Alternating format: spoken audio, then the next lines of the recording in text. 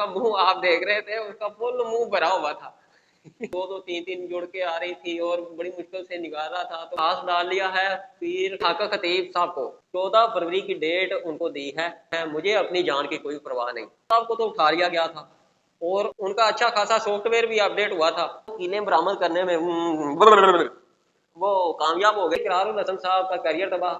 अस्सलाम वालेकुम नाजरीन, कैसे हैं आप? मैं हूं खलील मुजफ्फर के और आप देख रहे हैं फन मजाक कसूर। तो नाजरीन, आज मैं डिस्कस करने वाला हूं पाकिस्तान की बहुत बड़ी दो शख्सियत के बारे में।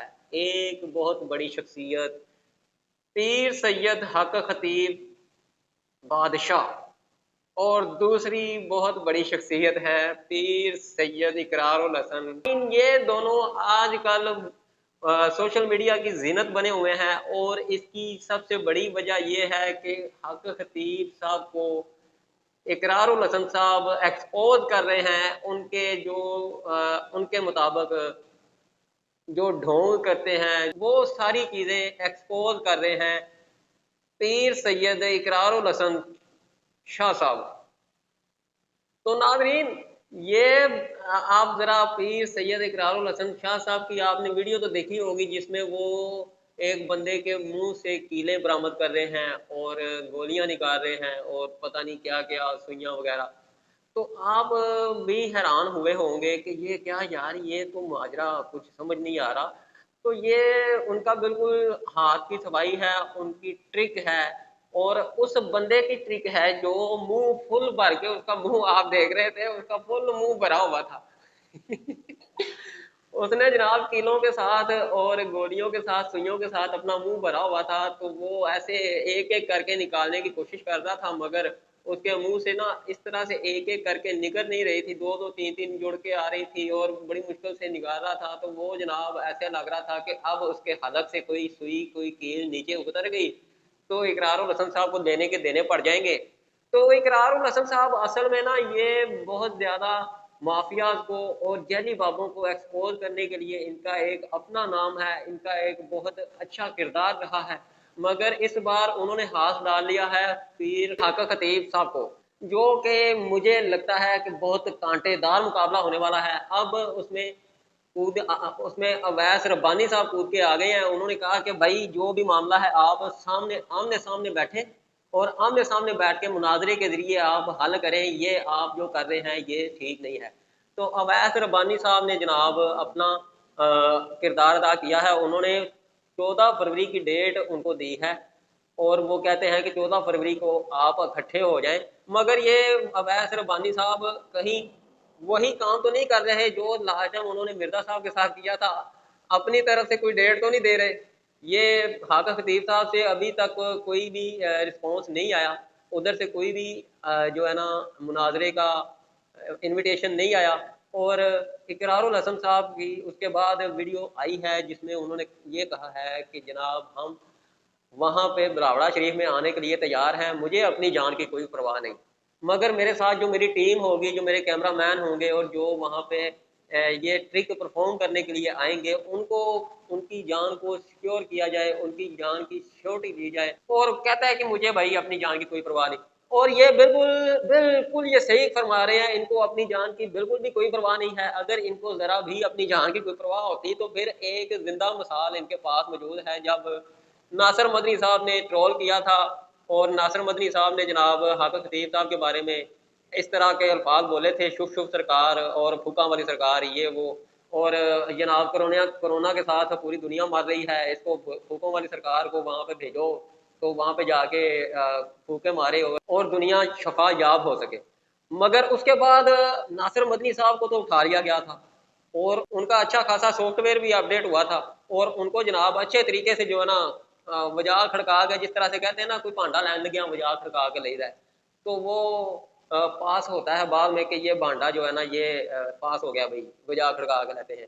तो इस तरह ही उसको भी वजाल खड़का के उसको पास करने के लिए, उसको प्रूव करने के लिए जनाब खड़काया गया, बजाया गया और उसको काफ़ी ज़्यादा जो है ना तशद्दुद का सामना करना पड़ा।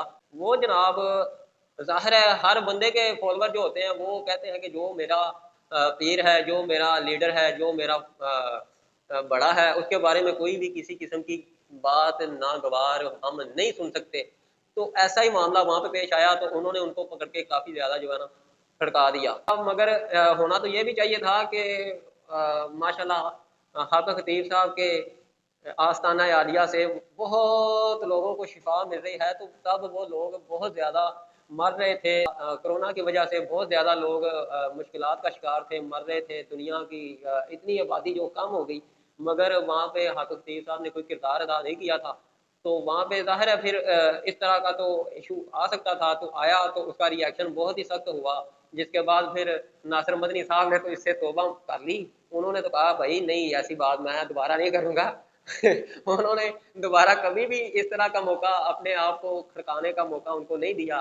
اب میدان میں آئے ہیں اقرار الحسن صاحب، انہوں نے پہلے ایک سیپریٹ جگہ پہ یہ ساری پرفارمنس کی، اور وہاں پہ جناب انہوں نے کیلیں برآمد کی، انہوں نے سوئیاں برآمد کی، اور انہوں نے ساتھ میں جو بھی، اور وہاں پہ پورا بھیس بھی دھارن کر لیا اس طرح سے شیش ناگ کی طرح، اچھا داری ناگ کی طرح جناب، وہ بالکل سید پیر خطیب حق خطیب صاحب کی طرح انہوں نے اپنا روپ بھی دھارن کر لیا تھا۔ تو اس روپ کی وجہ سے ہی شاید وہ کیلیں برآمد کرنے میں وہ کامیاب ہو گئے تھے، تو انہوں نے کیلیں برآمد کر لی۔ اب بات یہ ہے کہ یہ کیلیں برآمد کرنے والا معاملہ تو ہو گیا، بات یہ ہے کہ اقرار الحسن صاحب ہر جگہ پہ جہاں جہاں پہ ایسے آستانے کھلے ہوتے ہیں، جہاں جہاں پہ بھی میں ایسے تو نہیں بلکہ میں یہ کہوں گا کہ جہاں پہ بھی جیلی بابے پرفارم کر رہے ہوتے ہیں، اب حق خطیب صاحب جعلی ہیں یا اصلی ہیں اس کے بارے میں تو 14 فروری کو پتہ چل جائے گا۔ اگر یہ اصلی ہوئے تو پھر کیریئر تباہ ہو سکتا ہے۔ جس نے پوری زندگی میں جناب ایسے معاملات کو ایکسپوز کیا ہے اور دنیا کو ایسے معاملات سے آگاہ کیا ہے اور بتایا ہے کہ یار یہ فیک ہے، رونگ نمبر ہے، مگر اس بار اس کا پالا پڑ گیا ہے حق خطیب صاحب سے۔ تو حق خطیب صاحب جناب اگر یہاں پہ وہ اپنا آپ منوانے میں کامیاب ہو جاتے ہیں، اور وہ اس طرح کے جو یہ ٹرکس نہیں ہیں، اور اگر یہ واقعی وہ حقیقت میں یہ سب کچھ کر رہے ہوتے ہیں اور لوگ وہاں سے شفا یاب ہو رہے ہوتے ہیں، تو پھر اقرار الحسن صاحب کا کیریئر تباہ۔ اور اگر وہ وہاں پہ یہ سب برآمد کرنے میں ناکام ہو گئے، کیونکہ اقرار الحسن صاحب جب وہاں پہ جائیں گے تو پھر وہ ایسا تھوڑی ہوگا کہ جس کو وہ اپنی مرضی سے بلائیں گے اور اس کی کیلیں برآمد کر دیں گے۔ وہ اقرار الحسن صاحب اسی بیس پہ وہاں پہ مناظرہ کرنے کے لیے جائیں گے کہ ہم وہاں پہ اپنے بندے لے کے جا رہے ہیں، تو ان میں سے آپ کیلیں برآمد کر کے دکھائیں بھائی۔ اور کوئی ساتھ کوئی کینسر کے، کوئی جناب ہارٹ پیشنٹ، یا وہاں سے جن کی ٹانگیں ٹوٹی ہوئی ہیں، جو فالج زدہ ہیں، ان کو وہ ساتھ اٹھا کے لے کے جائیں گے تاکہ ان کو شفا مل سکے۔ اور اگر وہ شفا یاب ہو جاتے ہیں، اگر وہ واقع ہی ٹھیک ہو جاتے ہیں، تو اقرار الحسن صاحب کی تو ہو گئی وہی چھٹی، سوشل میڈیا کے پلیٹ فارم پہ وہ بہت زیادہ گندے ہو جائیں گے۔ مگر اس کے ساتھ ساتھ اگر وہ واقعی ان کو شفا یاب نہیں ہوئے، اگر وہاں پہ فالج کے مریض کو ساتھ لے کے اگر جاتے ہیں، اگر وہ شفا یاب نہیں ہوتے، اگر وہ صحیح نہیں ہوتے، تو وہ اس چیز میں کامیاب ہو جائیں گے کہ یہ جناب میں نے ایکسپوز کر دیا ہے کہ یہ جعلی پیر ہیں۔ تو اب یہ مقابلہ جو ہے پاکستان کی دو بہت بڑی عظیم شخصیات کے بارے میں ہے، اور یہ مناظرہ جناب ایک بندے کا کیریئر بہت پیک پہ لے کے جانے والا ہے، مگر جناب بلے بلے تو ہونے والی ہے کسی ایک کی۔ مگر مجھے ایسا لگتا ہے کہ یہ مفت میں بلے بلے اقرار الحسن صاحب کی ہو جائے گی، اور ان کا مناظرہ ہونا نہیں ہے، مناظرے سے بغیر ہی اقرار الحسن کی بلے بلے ہو جائے گی کہ جناب دیکھیں ہم سے وہ ڈر گئے ہیں، ہمیں وہ سامنے نہیں آئے، یہ ہے وہ ہے فلاں فلاں فلاں فلاں فلاں۔ مگر جو بھی معاملہ ہے ہم دیکھیں گے، ہم دیکھیں گے، لازم ہے کہ ہم ہی دیکھیں گے، ہم دیکھیں گے، لازم ہے کہ ہم ہی دیکھیں گے، ہم دیکھیں گے۔ تو ناظرین اس کے ساتھ مجھے اجازت دیجیے۔ تو ناظرین اپنا ڈھیر سارا خیال رکھیے گا، اور میرے چینل کو ڈھیر سارا لائک کیجیے گا، پیار کیجیے گا، اور سبسکرائب کریں، اور اس ویڈیو کو پھیلائیں، اور جناب مجھے سپورٹ کریں۔ آپ کی سپورٹ کی بڑی لوڑ ہے، بڑی لوڑ ہے، بڑی لوڑ ہے۔ اور آپ کے پاس جناب لائک کرنے کا حوصلہ ہی نہیں ہے، آپ کے پاس سبسکرائب کرنے کا حوصلہ ہی نہیں ہے، آپ کے پاس حوصلے کی بڑی تھوڑ ہے، بڑی تھوڑ ہے، بڑی تھوڑ ہے۔ اس کے ساتھ مجھے اجازت دیجیے، اللہ حافظ۔